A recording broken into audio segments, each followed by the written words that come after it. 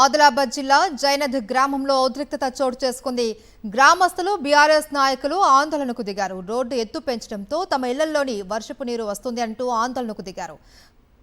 హైవేను దిగ్బంధించి నిరసన తెలిపారు. దీంతో భారీగా ట్రాఫిక్ నిలిచిపోయింది. ఆందోళనకారులను పోలీసులు అరెస్ట్ చేయడంతో ఉద్రిక్తత నెలకొంది.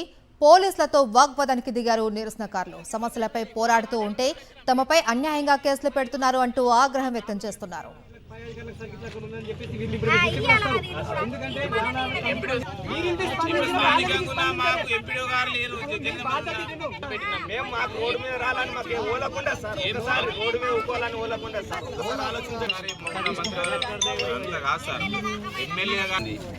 స్థానికంగా ఇక్కడ సెక్రటరీ గారు లేరు, స్థానికంగా ఎంఆర్ఓ గారు లేరు, స్థానికంగా ఎంపీడీ గారు లేరు. ఈ కాలనీ దాదాపు ఈ సమస్య ఇప్పుడు కాదు, గత 10 సంవత్సరాల నుంచి ఉన్నది. ఇప్పుడు రోడ్డు హైట్ అయింది.